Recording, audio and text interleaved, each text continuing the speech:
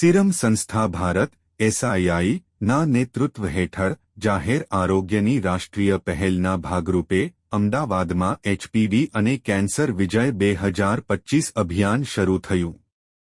ભારત હજી પણ એચપીવી સંબંધિત રોગો, ખાસ કરીને ગર્ભાશયનું કેન્સરની ગંભીર સમસ્યાનો સામનો કરી રહ્યું છે, જે દેશની સ્ત્રીઓમાં બીજા ક્રમનું સૌથી સામાન્ય કેન્સર છે.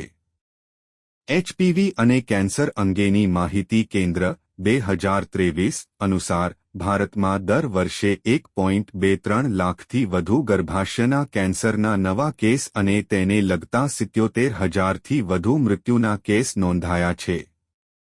આ ઉપરાંત 90% મૂત્રદ્વાર કેન્સર અને 63% શિશ્ન કેન્સર પણ એચપીવી સાથે જોડાયેલા છે. અમદાવાદ ખાતે આયોજિત કાર્યક્રમમાં તબીબી નિષ્ણાતોની પેનલે જાહેર આરોગ્ય પર એચપીવીના પ્રભાવો વિશે વિસ્તૃત ચર્ચા કરી, જેમાં ડો. અભય શાહ, ડો. દર્શના ઠક્કર, ડો. ઉન્મેશ ઉપાધ્યાય, ડો. વિરલ પટેલ, ડો. અંજના ચૌહાણ અને આંતરરાષ્ટ્રીય તબીબી શાળા આઈએમએસ નિષ્ણાતો શામેલ હતા. આ સત્રનું સંચાલન ડો. ચેતન ત્રિવેદી દ્વારા કરવામાં આવ્યું હતું.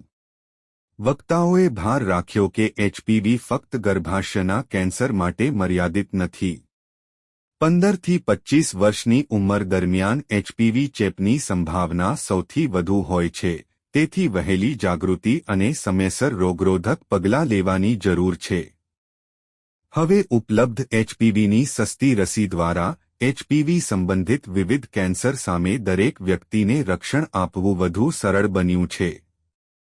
આ મહત્વપૂર્ણ વિષય વિશે લોકોમાં જાગૃતિ લાવવી ખૂબ જ જરૂરી છે. આપો મને જાણો જો તમે આ બાબતે વધુ માહિતી અથવા કોઈ ઉમેરો ઈચ્છતા હો.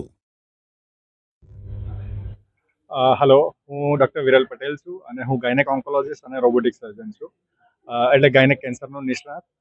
બેઝિકલી આ એક બહુ સારી ઇવેન્ટ થઈ રહી છે જે સર્વાઇકલ કેન્સર એટલે કે ગર્ભાશયના મુખના પ્રિવેન્શન માટે છે.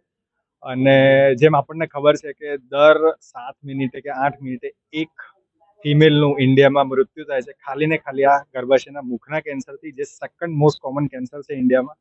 અને એના માટે ડેફિનેટલી મીડિયા અને બીજા પબ્લિક અવેરનેસ પ્રોગ્રામ ને બધું બહુ થતું હોય છે અને એમાં મીડિયાનો ખાસો સહકાર બી હોય છે. અને જેના લીધે અત્યારે ડેફિનેટલી આઈ થિંક 5 વર્ષ પહેલાં કરતાં અત્યારે બહુ જ સારી અવેરનેસ છે. ઇવન ગામડામાં બી ખાસા બધા કેમ્પ થઈ રહ્યા છે. આપણા હેલ્થ મિનિસ્ટર કે એમએલએ બી આ બધા કેમ્પ સર્વાઇકલ પ્રિવેન્શન માટે વેક્સિનેશન ડ્રાઈવ ને બધું કરી રહ્યા છે.